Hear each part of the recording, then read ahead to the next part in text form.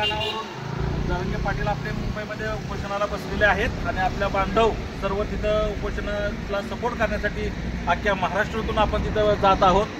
आम्ही सुद्धा आणि आपण सुद्धा जाऊन आलेलो आहोत, परंतु आता काय अडचणी आहेत तिथं त्या आपल्याला दुरुस्त करण्यासाठी आम्ही इथं धान्य खाद्यपदार्थ अशा पद्धतीनं आपण तिथं पाठवणं गरजेचं आहे। ह्याच्याबरोबर नुसतं धान्य आणि खाद्यपदार्थ पाठवून आपला उपयोग नाही, आपल्या गावागावातून 2-2 गाड्या तिथं नेणं गरजेचं आहे।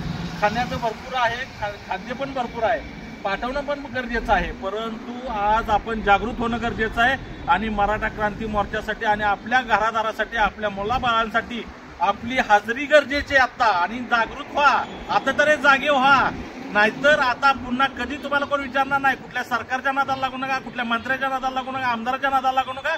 आमदार सरकार कुणी आपलं घरदार चालवणार नाही, आपलं आपण चालवणार आहे। अरे इलेक्शनला तुम्ही उभं राहिल्यानंतर त्याच्या मागे 10 गाड्या घेऊन फिरता आणि आज आपल्या हक्कासाठी आपल्या घरादारासाठी आणि आपल्या न्यायासाठी आपण एक दिवस काढू शकत नाही का? माझं आव्हान आहे सर्व मराठा जातीला आज, नाहीतर कधीच नाही।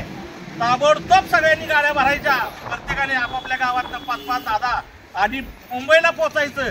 2 दिवस द्या, 1 दिवस द्या, पण आजच्या आज द्या, परत नाही। ही शेवटची वेळ आहे, लक्षात ठेवा, तुमच्यासाठी कोण झटणार नाही। धन्यवाद। एक मराठा।